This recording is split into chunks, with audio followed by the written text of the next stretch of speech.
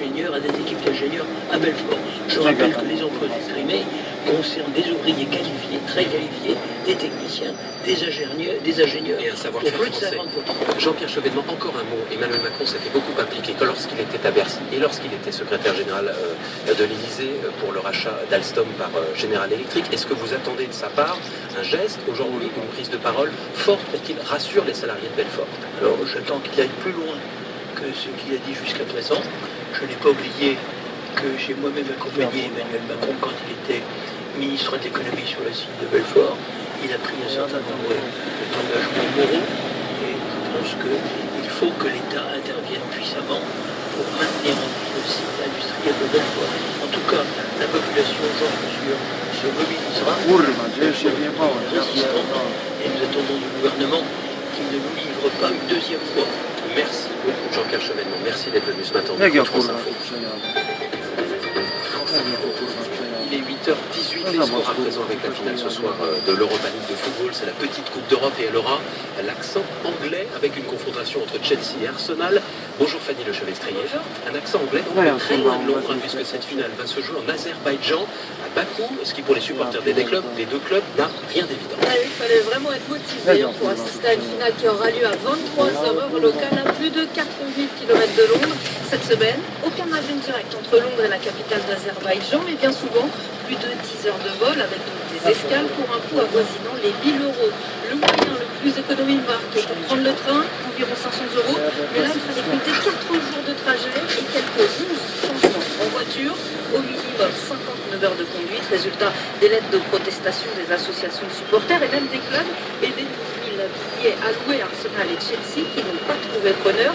La moitié a été rendue, alors certains ont tout de même fait le voyage et racontent leur feeling sur les réseaux sociaux comme James Benz, journaliste à Football London.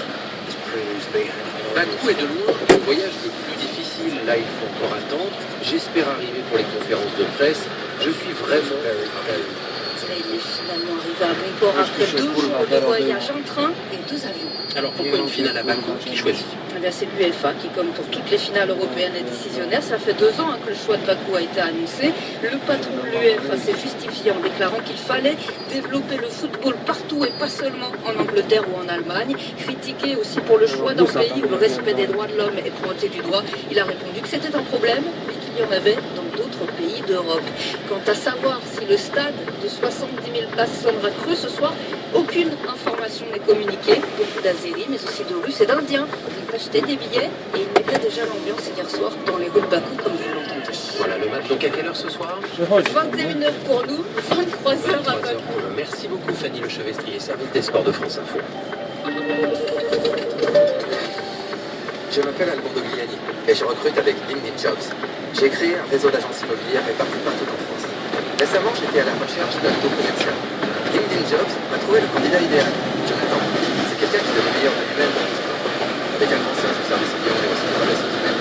LinkedIn Jobs est une nouvelle embauche qui fait Mettez votre offre aujourd'hui sur linkedin.com/affilié et bénéficiez de 50 € de réduction sur le dépôt. Stipulation de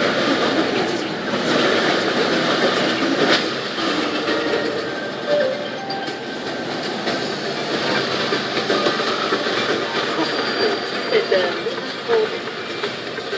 2018. Dans une minute, on va parler des radars dans le vrai du faux d'Antoine Crème. Ensuite, ce sera la minute bleue à la rencontre des joueuses de l'équipe de France de football. Et puis Jean-Mathieu Perrin qui nous emmènera en Allemagne ce matin. D'abord le rappel de l'actualité à 8h21. Voici Victor Macron. On l'apprend à l'instant, le principal suspect dans le cadre de l'enquête sur l'explosion d'un colis à Lyon vendredi dernier a été transféré en banlieue parisienne pour les voitures de la direction antiterroriste. Tout comme ses parents le font faire. Ces 4 personnes se trouvent toujours en garde à vue. Qui succédera à Jean-Claude Juncker à la tête de la Commission européenne? Les dirigeants de l'UE réunis hier soir à Bruxelles n'ont pas trouvé d'accord. Ils se donnent jusqu'à fin juin, indique Emmanuel Macron.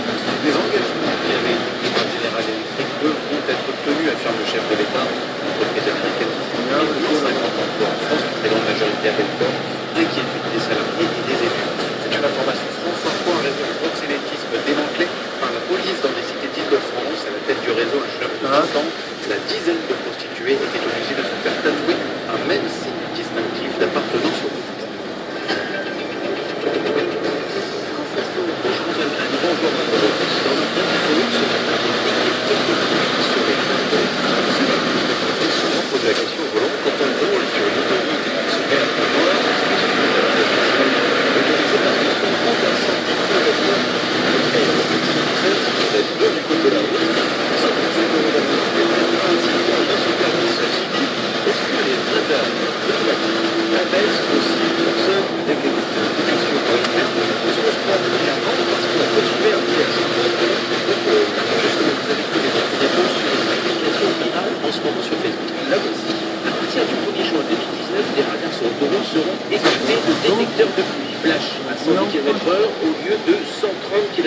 Les tests débuteront la semaine prochaine dans les Bouches-du-Rhône, la Normandie, la Bretagne ainsi qu'en Île-de-France. Toutes les autres régions suivront dès le 15 juin 2019. Message largement relayé à partir de pages qui s'appellent entre autres Info 16, Verticax, réveillez-vous, on se fait fumer, et qui en fait c'est un compte qui s'appelle La Provence. La Provence, la version parodique du journal La Provence. Oui, bon alors c'était pas très compliqué à trouver. Non, je ne connais plus Pas de détecteur de la recherche des CDR interne automatique sur les autoroutes. Il y a encore moins en Bretagne, hein, puisqu'il n'y a pas d'autoroute en Bretagne.